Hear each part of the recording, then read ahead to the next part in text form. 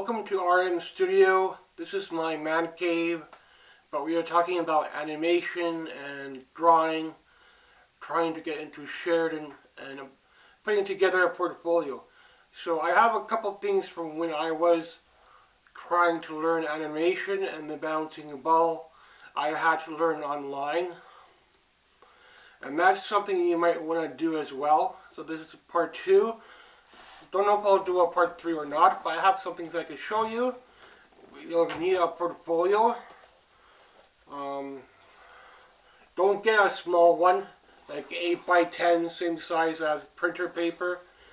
Get one that's something a little bit better, but you'll need to have a good amount of paper in there. And this is the actual animation paper that you'll be using.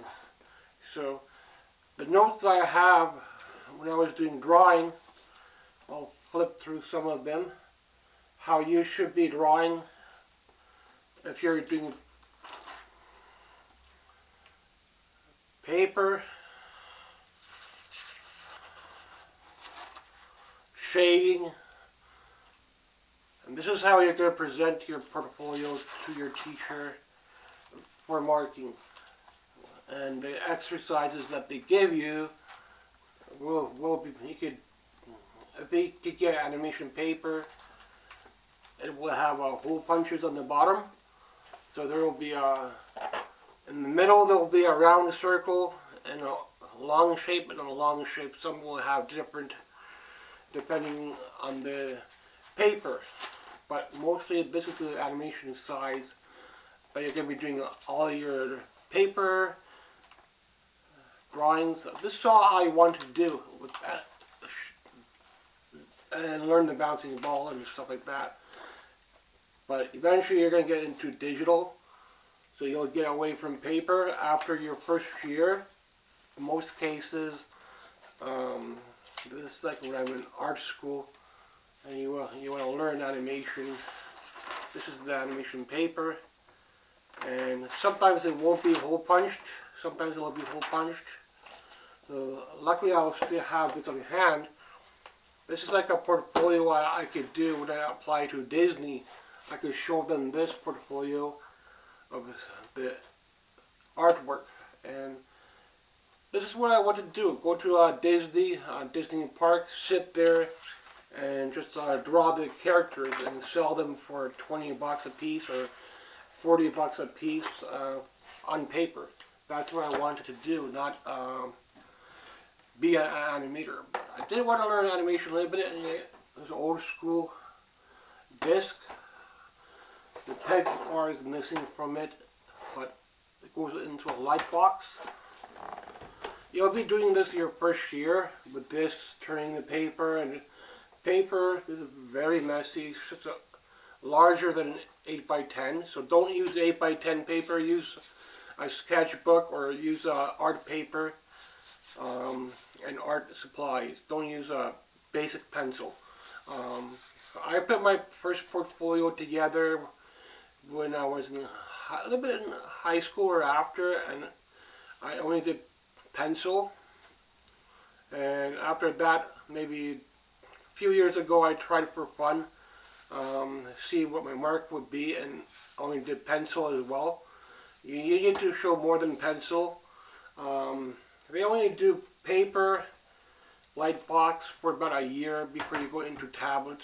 And just recently, I think tablets have improved. We have small tablets on Amazon, roughly around 300 now. So you could get yourself a tablet and start learning. I had to learn on a tablet and drawing the bouncing ball on a small tablet. Now you can have a point and shoot on an actual size tablet where you see your chart and everything, your colors. You can color characters.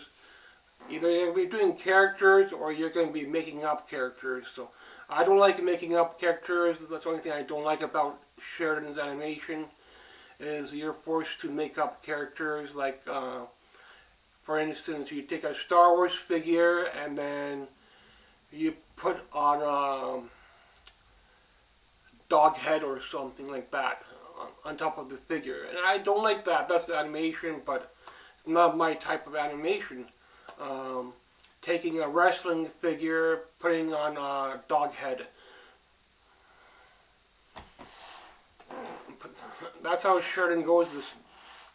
And if you could do that with your turnaround, instead of doing an actual character, maybe you'll get bonus points. If you take off the actual head and stick some kind of animal head onto it. But that's how they do it at Sheridan. But I like the actual TV character animation. I don't like the making up stories and stuff that Sheridan will give you so many ways to lose marks, especially in your storyboarding. Take 4 frames, and what you should do is take 4 sheets of paper, draw them individually, big, and then draw your idea of the character they give you, and you got to come up with 4 different poses from one character, and that's where you're going to lose marks. So if you could start learning storyboarding ahead of time, I recommend taking 4 sheets of paper and take a Western film, somewhere in the film, stop, and every 5 minutes draw a scene from that little section. And that's what, to me, is storyboarding. And then you talk about what happened in that section. Well, he came into the bar, he sat down by the blonde, he bought the blonde some beer, and in the last scene, a male came in, her husband came in, and he started fighting with him. So that's storyboarding to me. But animation and Sheridan, they give you a character like a rat, and you're supposed to come up with stories from one pose. And how are you going to come up with different angles to make this character look like what they gave you? And that's where you're going to lose marks. You're going to lose marks in life drawing. A lot of people will show fast movement in their portfolio, but I'm going to tell you to slow down and just draw your fingers, draw your hands, draw your knuckles. Use black, use newsprint or large art supply paper. That's what you're going to be drawing on in the school, standing in 2 seconds, very blind and fast. But don't submit that kind of stuff. Submit like 30 minutes shading, nude, and show the hair, show if they're wearing a bikini. If you cannot get into life drawing, look at YouTube. They have a lot of poses and 10-minute poses and whatever, videos like that. But I'm going to tell you, draw at least 30 minutes. Take time to do your shading, the outline of the breasts, the outline of the legs, the outline of the fingers. Show the whole form, like you're drawing a cartoon character. Don't go like fast shading, and you're not even showing fingernails. You're not showing hands. You're just drawing circles to show the arm. Don't do that. Take a half hour, take an hour if you want to. Draw the shading full pose, and then extras. You could do more live drawing if you don't know what to do. You could show your fast movement in that. You could show object drawing. For instance, drawing a TV, drawing a toaster, drawing just objects. Blender, something you use, kitchen items, and or garage items, scissors, something like that, simple. But eventually you're going to have a tablet besides drawing paper, and that's where animation gets expensive. Once you get into digital, then eventually you're going to get into digital and maybe coloring and book coloring and stuff like that, where it gets more expensive, or 3D animation. So there's a lot of things in animation that's going to be expensive. So we only do paper for about 1 year or less even now. Mostly on digital at Sheridan. And I think it's about 3 or 4 years. So even if you don't get in and you want to try it for another program like illustration, or I recommend like art fundamentals is a 1 year program. Everybody takes that. Just because you take the art fundamental program doesn't mean you'll get into animation. So they don't care about your score. Whatever they mark you during your portfolio, if they mark you at 10, that's your score. If they mark you at 8, that's your score.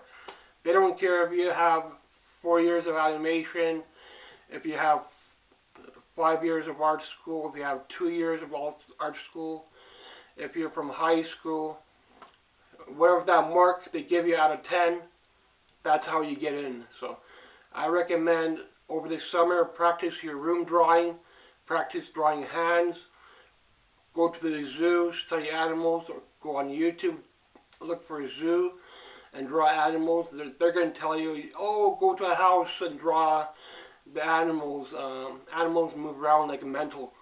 You cannot draw them, but that's what they're going to tell you. You have to go to a zoo and draw animals. Just go on YouTube and find zoo animals and draw a lion, draw a zebra, and put that in your extras. If you don't know how to do that stupid storyboarding where you take a wrestling figure and you stick a dog head, and that's what they say about animation. Yeah. But for me, it was all about actual character, cartoon, TV animation, the TV characters like Scooby-Doo, G.I. Joe, Care Bears. Those are the characters I like. Not that stupid stuff where you put a dog head on a wrestling figure, and that's animation these days. So they screw you up left and right when you're there. So you're going to be doing a lot of bone drawing. You might even have to take other programs. If you fail, then you have to take a lot of different programs to get caught up. You have to learn painting, you have to learn digital, so it's all kinds of bullshit now they throw at you. But if you want to really get in, hopefully these tips and tricks will help you. Thanks for watching. If you get in on my tutorials, you can thank RM Studios. I don't think I'll do more than a few, but I just wanted to show you a couple things that I still have had, like this. This is an actual student animation disc, and then underneath it there's a light. So you'll have to make like a triangle box, and then like a circle or a square even, some kind of plexiglass for a light. And big paper, use big paper, and a big portfolio when you're there. This is actual paper for animation, hole punches, professionally hole punch. It's very hard to find a hole punch like this as well. So, but if you can find large paper like this, or take newsprint or some kind of large art display paper and try to just cut it, because it's going to fit over your disc, and that's how you're going to be drawing your bouncing ball, bounce and rolls to a stop, and other kinds of projects with it. But when you're presenting it, get something nice and big. Don't get something very cheap. Make sure you have a lot of inner pages. Extras, you're going to probably only show about 5 or 10. So if you don't know what to put in some oil painting, acrylic painting, or watercolor painting. But most likely you're going to have to learn to do digital at some point. Hopefully the tips and tricks help you out. Thanks for watching. You can thank RM Studios if you get in. This tutorials spring part 2 of how to put together a portfolio for animation, and some tips and tricks about Sheridan animation program. I never got in, but I did apply to other programs within Sheridan. Thanks for watching.